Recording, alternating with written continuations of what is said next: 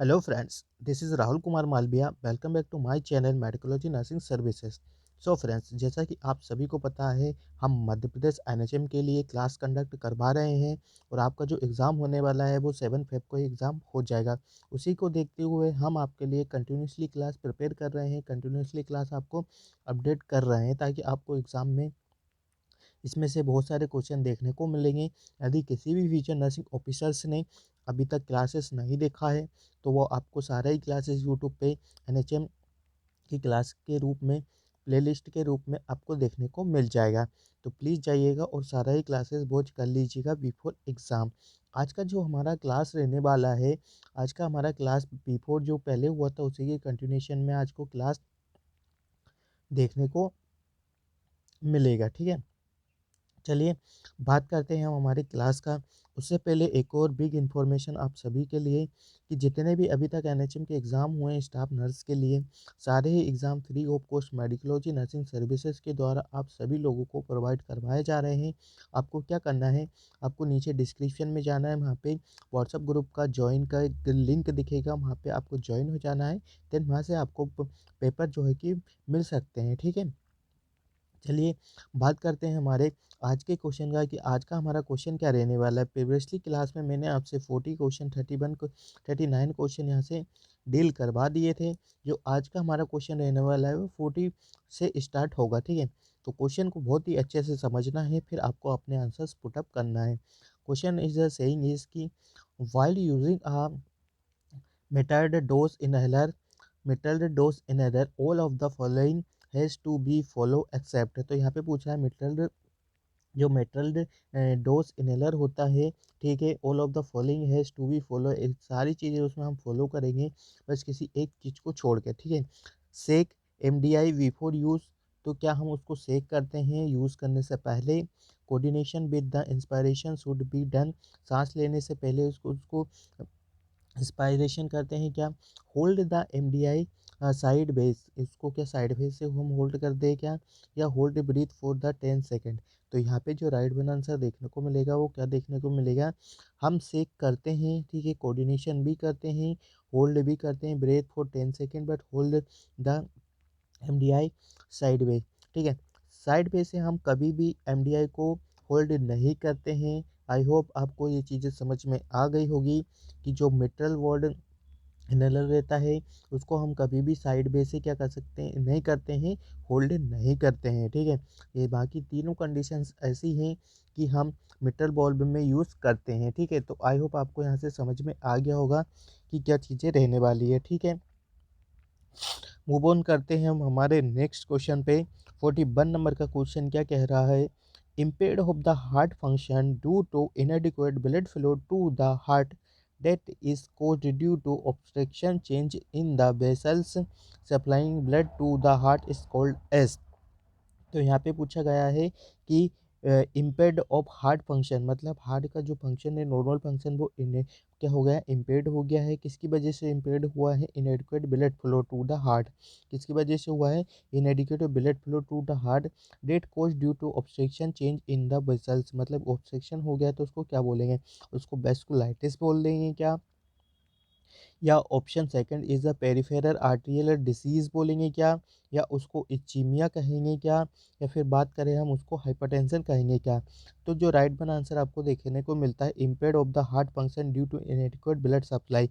यदि किसी भी हार्ट पर्टिकुलर ऑर्गन में क्या है ब्लड सप्लाई वगैरह नहीं होती है, इम्पेयर्ड हो जाती है और प्रॉपर तरीके से ब्लड सप्लाई नहीं होती है, तो उसको हम क्या बोलते हैं, इचीमिया बोला जाता है। इचीमिया का मतलब होता है lack of the blood supplying to the particular organ. ठीक है, तो ये देखने को मिलेगा। ठीक है, हाइपरटेंशन आपको अच्छे से पता है कि बीपी का इंक्रीज होना क्या कहलाता है, हाइपरटेंशन आपको देखने को मिलता है। ठीक है, हाइपरटेंशन क्या होता है, बीपी का इंक्रीज होना। पेरिफेरल आर्टेरियल डिसीज आपको पता है। ठीक है, वैस्कुलाइटिस भी क्या हो जाता है, ये भी हार्ट रिलेटेड कंडीशन से हो जाती है जिसमें इन्फ्लेमेशन वगैरह की कंडीशंस आप लोगों को देखने को मिलती है। ठीक है, तो आई होप आपको 41 क्वेश्चन में से कुछ चीज़ें समझ में आ गई होगी कि किस टाइप से एनएचएम आपसे एग्ज़ाम कंडक्ट करवाया जाता है। ठीक है, नेक्स्ट वन क्वेश्चन है, a 40-year-old man had symptoms of the polydipsia polyphagia come to the diabetic clinic, which of the following HbA1c level of the person indicate that he is diabetic। तो यहाँ पे पूछा गया है कि यदि एक पर्सन है 40 ईयर का ओल्ड मेन है, वो क्या पोलीडिप्सिया पोलीफेजिया की कंडीशन को डायबिटिक मेलाइटिस की कंडीशन में देखने को मिलता है। बीच इज द उसको हमको क्या क्या करना है, HbA1c का पता लगाना है कि वो डायबिटिक कितना परसेंट है, ठीक है। तो इसके लिए क्या देखने को मिलेगा, क्या जो स्कोर होगा वो आपका लेस देन 5 5 अपॉन 5 से कम होगा क्या, या बात करें मोर देन 5.5 से होगा क्या, या मोर देन 6.6 से होगा क्या, या बात करें मोर देन 6.5 से होगा क्या। तो जो HbA1c होता है वो किस लिए यूज़ किया जाता है, हम इसमें पता लगाते हैं प्रीवियसली 90 डेज या 3 मंथ का पता लगाते हैं कि कैसा आपका स्टेटस था, कैसा आपका डायबिटिक कंडीशन का स्टेटस रहा था। यदि पर्सन का जो स्कोर आता है, क्या इसका HbA1c का जो लेवल का स्कोर आता है, यदि वो मोर देन रहता है, ठीक है, कितना रहता है, यदि वो मोर देन रहता है किससे 6.5 से मोर देन रहता है, तो डेट इंडिकेट की पर्सन को डायबिटिक मेलाइटिस की कंडीशन हो रखी होती है, ठीक है। क्या इंडिकेट करता है कि डायबिटिक मेलाइटिस की कंडीशन हो रखी होती है, ठीक है। इसमें आपने सुन के रखा होगा 5.7 है ना, 6.4, ठीक है, एक होता है 6.5 करके, ठीक है, ऐसे करके ये डायबिटिक का इंडिकेट करता है। ये माइल्ड रहता है, मॉडरेट रहता है, फिर ये कंडीशन को अराइज कर देता है, मतलब सीवियर की कंडीशन ही देखने को मिल सकती है, ठीक है। तो इससे हम क्या कर सकते हैं, किसी भी पर्सन का डायबिटिक स्टेटस क्या कर सकते हैं, पता लगा सकते हैं कि प्रीवियसली 3 मंथ में उसका डायबिटिक का जो HbA1c लेवल है वो कितना रहता है, ठीक है। तो आई होप आपको यहाँ से भी चीज़ें समझ में आ गई होगी। मूव ऑन करते हैं हम नेक्स्ट नंबर के क्वेश्चन पे। बात करते हैं 43 नंबर के क्वेश्चन का। Which of the following is a characteristic of the varicella zoster virus. तो यहाँ पे पूछा गया है कि बेरिसोला जोस्टर वायरस का ये कैरेक्टरिस्ट कौन से देखने को मिलते हैं। अब आपको अच्छे से पता है कि बेरिसोला जो जोस्टर वायरस होता है बीजेड, मैंने आपको क्लास में बताया था बीजेड किसको कोस करता है, तो वो बीजेड करता है चिकन पॉक्स को कोस करता है, ठीक है। किसको करता है, चिकन पॉक्स को कोस करता है, ठीक है। इसके बारे में मैं डिटेल में बताने वाला हूँ, पहले हम ऑप्शंस को देख लेते हैं।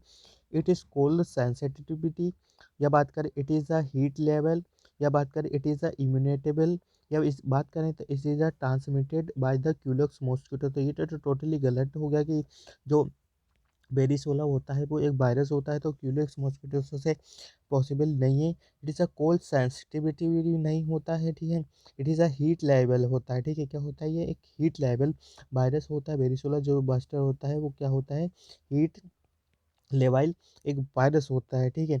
अब बात करें इसमें कि ये जो बेरिसोला जो वायरस होता है वो चिकन पॉक्स कोज करता है, क्या करता है, चिकन पॉक्स करता है, जिसमें जिसका आपको क्या देखने को मिलता है, आपका जो इंक्यूबेशन पीरियड भी देखने को मिलता है। इसमें पीरियड ऑफ द कम्युनिकेबिलिटी भी पूछा जाता है, साइन एंड सिम्टम से भी पूछा जाता है, ठीक है।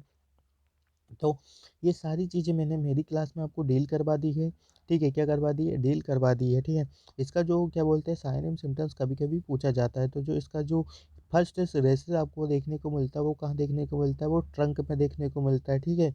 और क्या क्या देखने को मिलता है, प्लियोमॉर्फिज्म की कंडीशन देखने को मिलती है, सुपरफिशियली देखने को मिलता है, ठीक है। क्या देखने को मिलता है, प्लियोमॉर्फिज्म देखने को मिलता है, सुपरफिशियल की कंडीशन देखने को मिलती है, ठीक है। और ये पाम और सोल को अफेक्ट नहीं करता, ठीक है, अच्छे से ध्यान रखना है, पाम और सोल को ये अफेक्ट नहीं करता है, ठीक है। तो इस टाइप से चिकन पॉक्स के रिगार्डिंग जितने भी क्वेश्चन बनते थे वो सारे क्वेश्चन आपके साथ क्या क्या कर सकते हैं, डील करवा दिए हैं। तो आई होप आपको अब चिकन पॉक्स के रिगार्डिंग किसी भी प्रकार का कोई यहाँ पे डाउट्स क्लियर नहीं क्लियर हो गया होगा, ठीक है। बात करते हैं हम नेक्स्ट नंबर के क्वेश्चन पे। The reservoir of infection of measles is.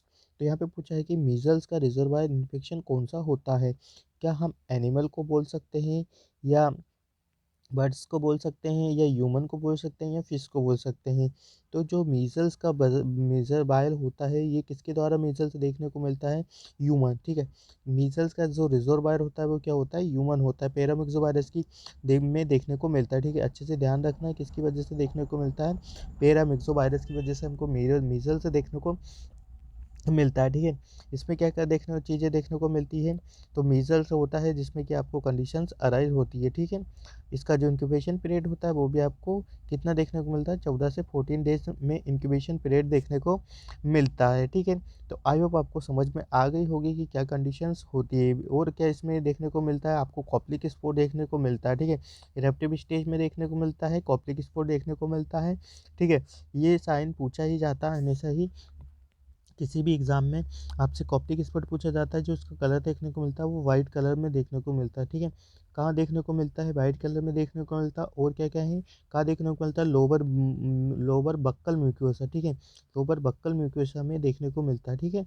तो ये चीज़ें हैं, इंपॉर्टेंट चीज़ें हैं, आप सभी लोगों को इसके बारे में क्या है पता होना चाहिए। यदि आप एनएचएम का एग्ज़ाम देने जा रहे हो, तो ये सारी चीज़ें आपको अच्छे से पता होना चाहिए, ठीक है।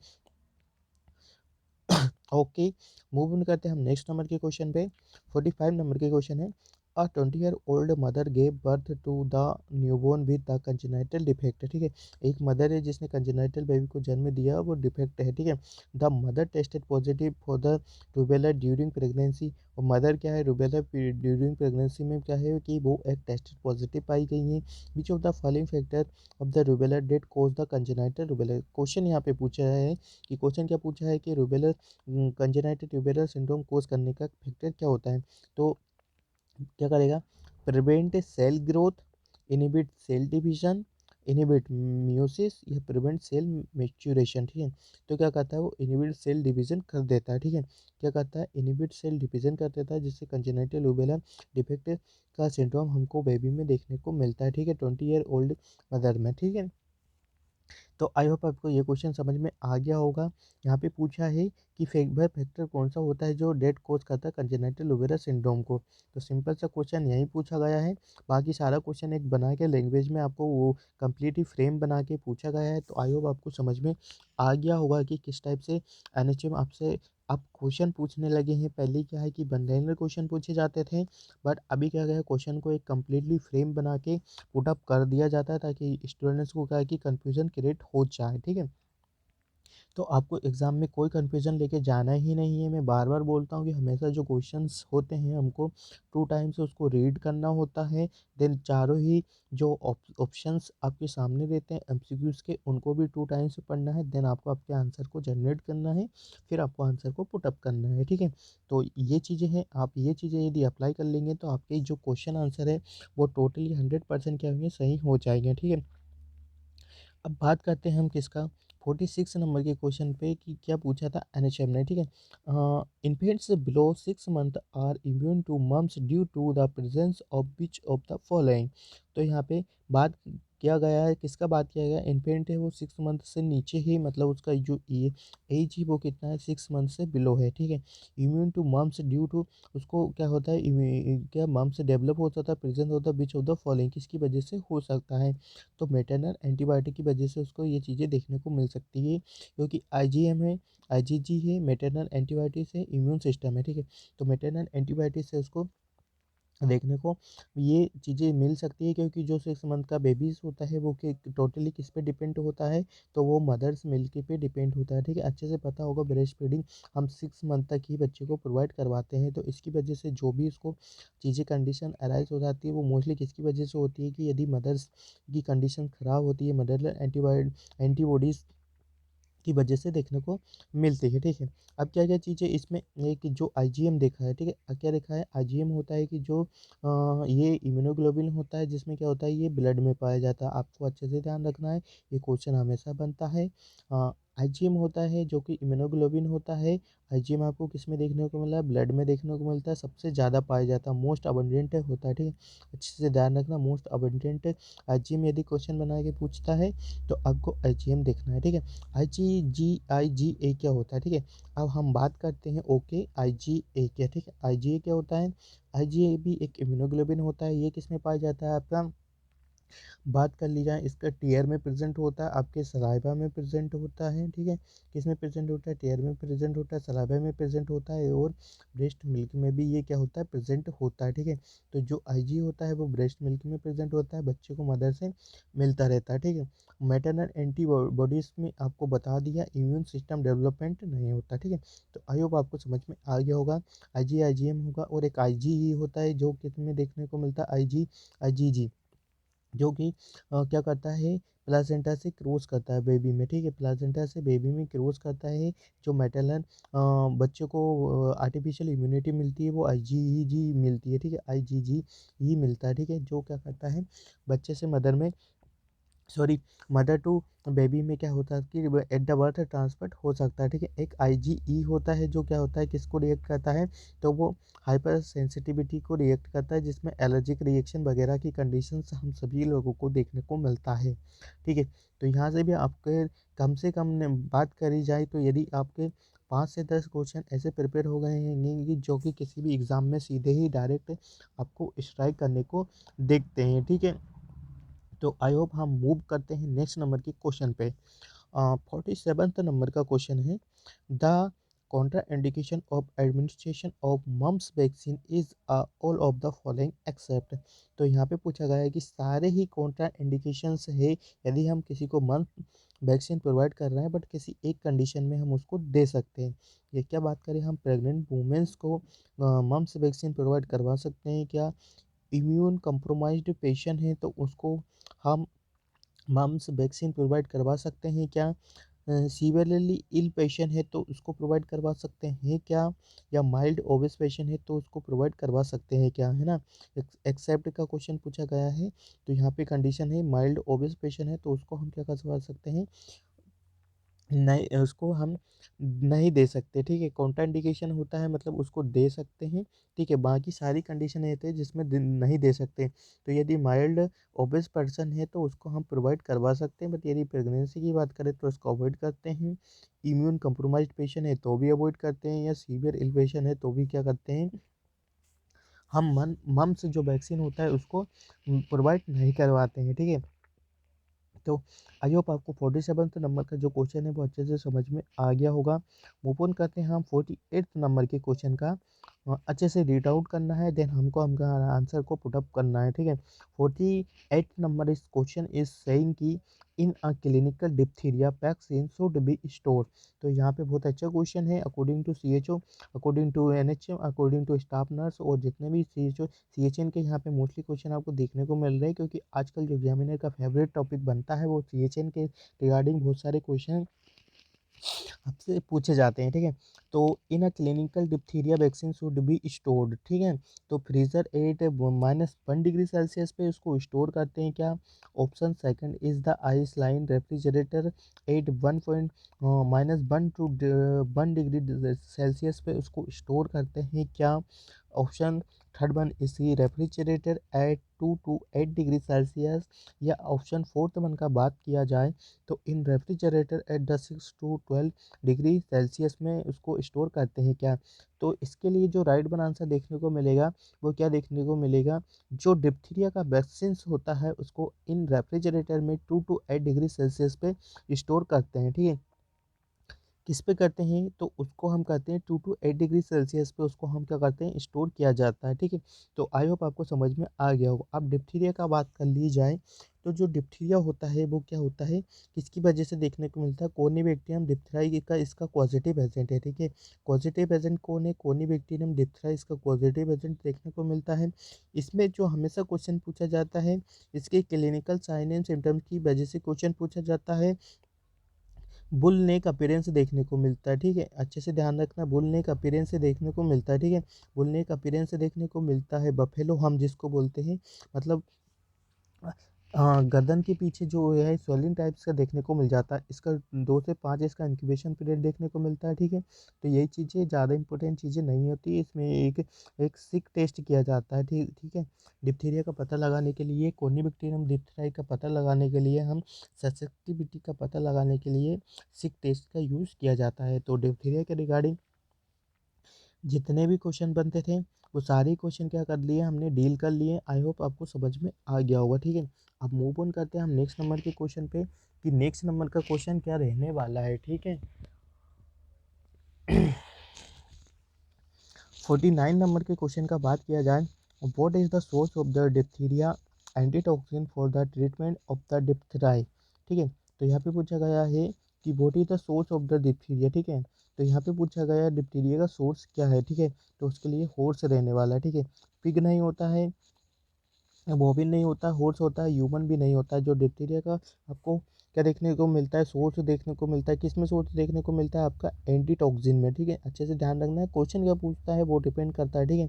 क्वेश्चन क्या पूछेगा वो डिपेंड करता है आपको कि किसके लिए क्वेश्चन पूछ रहा है, ठीक है। तो उसके अकॉर्डिंग आपको आपके आंसर को क्या है यहाँ पे देना होता है, ठीक है। बात कर लिए जाए 15 नंबर के क्वेश्चन का, in measles Koplik spot are seen in. तो जैसा मैंने बताया कि मीजल्स में जो मोस्ट कॉमन कॉप्टिक स्पॉट देखने को मिलता है वो किसका है, मीजल्स का है। कैसा देखने को मिलता है, वाइट देखने को मिलता है। कहाँ देखने को मिलता है, लोअर बक्कल म्यूकोसा में देखने को मिलता है, ठीक है। आप बात करें इसमें आपको स्टेजेस देखने को मिलती है। क्या ये जो मीजल्स का कॉप्टिक स्पॉट देखने को मिलता है वो प्रोड्रोमल स्टेज में देखने को मिलता है, या कन्वलेसेंट पीरियड में देखने को मिलता है, या इंक्यूबेशन पीरियड में देखने को मिलता है, या प्री इरप्टिव स्टेज में मिल रहा है। तो जो हमेशा ही क्वेश्चन है ये बहुत ही इंपॉर्टेंट क्वेश्चन है, वेरी वेरी इंपॉर्टेंट, मार्क कर लीजिएगा। मीसल्स का कॉप्टिक स्पॉट हमेशा आपको प्रोड्रोमल स्टेज में देखने को मिलता है, ठीक है। किस में देखने को मिलता है, प्रोड्रोमल स्टेज में हमको मीसल्स का कॉप्टिक स्पॉट आपको देखने को मिलेगा, ठीक है। Which of the following medicine is used to prevent transmission of HIV from infected pregnant woman mother to the newborn, ठीक है। इसके लिए क्या वैक्सीन हम प्रोवाइड करवाएंगे, ठीक है। यहाँ पे पूछा है question, which of the following medicine is used to prevent transmission of the HIV from the infected pregnant mother to newborn. तो इसको नेविरापाइन ड्रग से यूज़ करते हैं हमेशा ही, ये ड्रग ऑफ चॉइस, ठीक है, ड्रग ऑफ चॉइस के रूप में यूज़ किया जाता है, ठीक है। जोडोबुडिन भी होता है, बट यदि बात करें हम न्यूबॉर्न का तो न्यूबॉर्न के लिए हम नेविरापाइन यूज करते हैं। यदि अडल्ट का बात करें तो जोडोबुडिन वगैरह ये सारी कंडीशन में दी जा सकती है, ठीक है। और जितना भी ड्रग्स है इसमें ये सारे ही क्या है कि आपको HIV ट्रांसमिशन को प्रिवेंट करने में हेल्प करता है, ठीक है। तो आई होप आपको यहाँ से चीज़ें समझ में आ गई होगी। मूव ऑन करते हैं हम नेक्स्ट नंबर के क्वेश्चन पे, क्या लिखा है, bronchiolitis is a commonly seen in which age group. तो यहाँ पे पूछा है कि ब्रोंकोकोलाइटिस कौन से एज ग्रुप में सबसे ज़्यादा देखने को मिलता है, ठीक है। 6 to 12 ईयर की एज में, या हाफ एंड 2 ईयर, या 2 to 3 ईयर, या ओल्ड एज ग्रुप में। तो जो ब्रोंको कोलाइटिस हमेशा देखने को मिलता है वो किसमें देखने को मिलता है, चिल्ड्रन की कंडीशन में ज़्यादा देखने को मिलता है। मतलब आप कह सकते हैं बिलो द 2 ईयर की कंडीशन में जो ब्रोंको कोलाइटिस की कंडीशन हमको ज़्यादा देखने को मिलता है, ठीक है। तो आई होप आपको यह चीज़ें भी समझ में आ गई होगी, जिसमें क्या होता है ब्रोंकोस कोलाइटिस हो जाता है, जिसमें इन्फ्लेमेशन वगैरह की कंडीशन अराइज हो सकता है, ठीक है। मूव ऑन करते हैं 53 नंबर के क्वेश्चन पे, क्या पूछा है, which of the type of the cancer affect bone ligament and the muscles. तो यदि वह कौन सा कैंसर है जिसमें आपका bone, ligaments and muscles affected होता है, उसको क्या बोला जाता है, उसको सार्कोमा बोला जाता है, ठीक है। ल्यूकोमिया नहीं होता है, ब्लड रिलेटेड कंडीशन होती है। कार्सिनोमा आपको अच्छे से पता है, कनेक्टिव टिश्यू का होता है। लिम्फोमा किस में देखने को मिलता है, ये लिम्फ में देखने को मिलता है। तो यदि बोन में ही होता है तो बोन का किसका होता है, सार्कोमा में, ठीक है।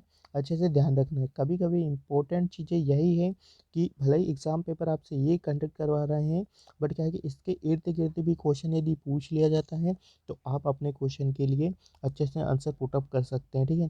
तो यहाँ सार्कोमा के लिए आपका मसल्स बोन अफेक्ट करता है, कार्सिनोमा के लिए आपका टिश्यू वगैरह कनेक्टिव टिश्यू में ज़्यादातर देखने को मिलता है, ठीक है। तो ये चीज़ें अच्छे से, ल्यूकेमिया आपको ब्लड रिलेटेड डिसऑर्डर्स होता है जिसमें ब्लड का कैंसर वगैरह देखने को मिलता है, ठीक है। तो आई होप आपको समझ में आ गया होगा कि किस टाइप से क्वेश्चन आपसे NHM किस फॉर्म में बना के पूछा जाता है, कैसे लेवल के क्वेश्चन बना रहे हैं, ठीक है। नेक्स्ट नंबर के क्वेश्चन का बात करें, विच of the following symptoms is the most characteristic of a patient with the cancer of the lungs. तो अकॉर्डिंग टू कैंसर के आपको जो NHM एग्जाम हो रहा है वहाँ से कैंसर का टॉपिक भी बहुत अच्छे से रीड आउट करके जाना है, ठीक है। वहाँ से क्वेश्चन हमेशा ही बनते हैं, ओके। बात करें इसका जो ऑप्शन है, ऑप्शन 1 इज कि एयर हंगर होगा क्या, एक्सटर्नल डिस्पेजिया होगा क्या, थर्ड वन ऑप्शन है cup with the night sweat होगा क्या, या परसिस्टेंस चेंजिंग कप होगा क्या। तो जो पर्सन होता है यदि इसको क्या होता है कि कैंसर हो रहा है लंग्स का, तो उसको क्या देखने को मिलता है, कप विद नाइट स्वेट, उसको कफ होगा। देन उसको नाइट में क्या होगा कि स्वेटिंग वगैरह भी देखने को मिलती है। तो उसको क्या है कि ये कैरेक्टरिस्टिक होते हैं उसके लंग कैंसर के, ठीक है। और आई होप आपको क्वेश्चन से समझ में आ रहे होंगे स्टूडेंट्स। ओपन करते हैं 55 नंबर की क्वेश्चन का, which statement about the diabetic mellitus is false. तो यहाँ पे पूछा गया है कि डायबिटिक मेलाइटिस के रिगार्डिंग कौन सा स्टेटमेंट है वो कि वो गलत है, ठीक है। First, type 1 diabetic is treated primary with the exercise and the meal planning, ठीक है। ऑप्शन जो राइट वन आंसर है वहाँ हम आपको सीधे बता देते हैं क्या रहने वाला है। Type 1 diabetes is treated primary with the exercise and the meal planning. जो टाइप 1 डायबिटिक मेलाइटिस होता है वो आपको प्राइमरी जो होता है आपका एक्सरसाइज देन प्लानिंग, जो आप फूड लेते हैं उसकी वजह से ही क्या हो सकता है, ट्रीट हो सकता है, ठीक है। बट जो टाइप 2 डायबिटिक मेलाइटिस कॉमनली होकर एडल्ट है आफ्टर 20, ऐसा कुछ नहीं होता है, ठीक है। इसकी वजह से क्या होता है कि जो जो क्वेश्चन हमारा राइट वन आंसर इसके दिखाने देखने को मिलता है, तो ऐसा बिल्कुल नहीं होता, ठीक है। जो टाइप 1 डायबिटिक मेलाइटिस होता है वो ओनली किस पे डिपेंड नहीं करता, आपकी एक्सरसाइज पे डिपेंड नहीं करता और आपकी मील पे डिपेंड नहीं करता है, ठीक है। इसमें आपको मेडिकेशन वगैरह भी यूज़ करना होता है, ठीक है। बाकी बात किया जाए जो जो डायबिटिक मेलाइटिस है कॉमनली किस में देखने को मिलता है, after age of the 40 year में देखने को मिलता है, ठीक है। Type 1 diabetic mellitus usually occur before the age 30, ये भी सही बात है, ठीक है। तो इसमें के रिगार्डिंग जो क्वेश्चंस देखने को मिलते हैं वो इसी टाइप से आपसे एनएचएम क्वेश्चन बना के पूछा जाता है, ठीक है। तो आई होप आपको यहाँ पे 55 नंबर के जो क्वेश्चन है वो समझ में आ गए होंगे कि किस टाइप से आपसे एनएचएम क्वेश्चन पूछता है, ठीक है। बात करते हैं हम नेक्स्ट नंबर के क्वेश्चन पे। 55 नंबर के क्वेश्चन हो गए, 55 नंबर का हो गया हमारा। अब मूव ऑन करते हैं हम किसे, identify the contraceptive device so below. तो जो यहाँ पे आइडेंटिफाई जो कॉन्ट्रासेप्टिव डिवाइस दे रखा है वो कभी देखो, आजकल एनएचएम क्या कर रहा है स्टूडेंट्स, ये एनएचएम जो है कि इमेज बेस्ड क्वेश्चन भी पुटअप करने लगे हैं, ठीक है। तो इसके लिए भी आपको प्रिपेयर होना है, ठीक है। तो ये जो कॉन्ट्रासेप्टिव मेथड है वो कौन सा रहने वाला है, लूपेस लिपेस लूप है, ठीक है। क्या है ये लिपेस लूप एंटर, आपको सेकंड जनरेशन या थर्ड जनरेशन आपको आईयूडी देखने को मिलता है, ठीक है। तो ये चीज़ें समझ में आ गया होगा, ठीक है आपको। अब मूव ऑन करते हैं नेक्स्ट नंबर के क्वेश्चन का, ठीक है। Tuberculosis surveillance system cold for the both government and the private health care facilities. तो इसको क्या बोला जाता है, तो इसको निक्षय बोला जाता है, ठीक है। एक निक्षय होता है, एक निश्चय होता है, ठीक है। क्या होता है, एक निश्चय होता है, एक निश्चय होता है। जो ट्यूबरकुलोसिस के लिए दिया जाता है वो निश्चय दिया जाता है, निश्चय। और जो प्रेगनेंसी के लिए जाता है निश्चय दिया जाता है, ठीक है। तो दोनों में हमेशा कन्फ्यूजन क्रिएट होता रहता है, तो अच्छे से ध्यान देना है, ठीक है। आरएनटी से आपको पता है revise national tuberculosis control program होता है, ठीक है। अच्छे से ध्यान देना, ठीक है। कभी कभी इसको फुल फॉर्म बना के पूछ लिया जाता है, तो आपको ये चीज़ें पता होना चाहिए यदि आप एनएचएम का एग्ज़ाम देने जा रहे हो। सुमन के बारे में पता चले, मुस्कान के बारे में पता चलता है, निश्चय और निश्चय के बारे में भी पता होना चाहिए, ठीक है। बात करें 58 नंबर के क्वेश्चन का, low height of age is known as and the result of the chronic and the recommended under nutrition. तो इसको स्टंटिंग बोलेंगे, ठीक है। लो यदि बच्चे का क्या है, देखो बच्चे का क्या है, लो बर्थ वेट हो रखा है, for age is known as and the result of the chronic recurrent undernutrition है, तो उसको स्टनिंग बोलेंगे, बेस्टिंग नहीं बोलेंगे, अंडर वेट भी नहीं बोलेंगे, PEM नहीं बोलेंगे, प्रोटीन एनर्जी माल न्यूट्रिशन, ठीक है। प्रोटीन एनर्जी माल न्यूट्रिशन नहीं बोलेंगे। प्रोटीन एनर्जी माल न्यूट्रिशन आपको पचा पचा किसकी कमी से देखने को मिलता है, तो एक प्रोटीन एनर्जी माल न्यूट्रिशन होता है, ठीक है।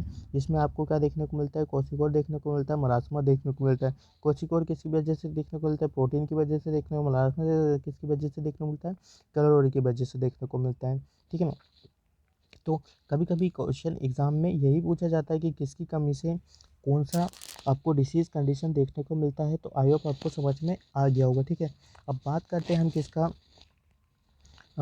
इफ़ नेक्स्ट नंबर के क्वेश्चन का, फिर उसके बाद हमारा ये आज का क्लास फिर इसके बाद फिनिश हो जाएगा। If your BMI body mass index is less than 8.5 if the fall within the range of. तो यदि आपका बॉडी मास इंडेक्स होता है नॉर्मल कितना रहता है 8.5 से लेकर तो 24.5 तक रहता है, ठीक है। तो इसको क्या बोला जाएंगे, इसको अंडरवेट बोलेंगे, ठीक है। नॉर्मल कितना होता है, नॉर्मल मैंने आपको बता दिया कि कितना होता है। अंडरवेट होता है हेल्दी वेट होता है, ओवरवेट होता है। यदि ओवरवेट आपको देखने को मिलता है 24 से ऊपर देखने को मिलता है तो वो ओबेस में देखने को मिलता है, ठीक है। फिर 28-29 से आपको ज़्यादा देखने को मिलेगा तो वो क्या देखने को मिलेगा, देखने को मिलता है जिसमें क्या होता है कि वो ओबेस की कंडीशन में अराइज हो जाती है। इसमें भी यदि आपका 8.5 से कम है तो आपको अंडरवेट देखने को मिलेगा। इसमें फिर माइल्ड, मॉडरेट और सीवियर वाली कंडीशन भी अराइज हो सकती है। तो बीएमआई के रिगार्डिंग एक ना एक क्वेश्चन आपको 101% आने वाले एनएचएम एग्जाम में ज़रूर देखने को मिल सकता है। कि बीएमआई को निकालने के लिए भी फॉर्मूला पूछा जाता है बॉडी मास इंडेक्स के लिए, weight upon height in meter square, ठीक है। क्या होता है, weight upon height in meter square रहता है डिवाइडेड बाय द 100। इसकी वजह से कि आप किसी भी पर्सन का बीएमआई कर सकते हैं, निकाल सकते हैं, ठीक है। तो आई होप आपको आज का जो क्वेश्चन सेशंस हमने चलाए थे वो आपको समझ में आए होंगे। तो यदि समझ में क्वेश्चंस आते हैं तो अपने फ्रेंड्स लोगों के साथ क्लास को ज़रूर शेयर कर दीजिएगा, ताकि आने वाली ऐसे ही एनएचएम क्लासेस आपसे क्या बोल कि आपको सीधे ही नोटिफिकेशन पहुंच जाए।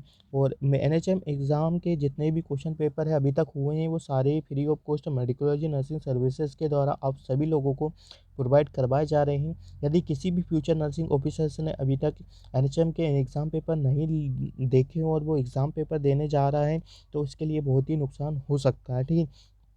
तो आपको क्या करना है, एग्ज़ाम पेपर को अच्छे से देखना है कि क्वेश्चन का लेवल पता चल जाएगा, कैसे क्वेश्चन पूछते हैं, फिर इससे आप अपना एक प्रिपरेशन और बेहतरीन बना सकते हैं, ठीक है। तो मिलते हैं एक न्यू क्लास के साथ, न्यू अपडेट के साथ। जब तक आप पॉजिटिव एटीट्यूड्स के साथ पॉजिटिव एनवायरनमेंट में होकर अच्छे से स्टडी करिएगा, ताकि किसी भी प्रकार का कोई सिचुएशन आपके साथ क्रिएट ना हो और आप एग्ज़ाम में अच्छे से अच्छे गेन कर पाएँ, ठीक है। तो बच्चों को ज़्यादा से ज़्यादा बच्चों को क्लास शेयर करना है। मिलते हैं एक न्यू क्लास में न्यू अपडेट के साथ। जब तक बने रहिए आप मेडिकोलॉजी नर्सिंग सर्विसेज के यूट्यूब चैनल पे। जय हिंद, जय Bharat, thank you so much.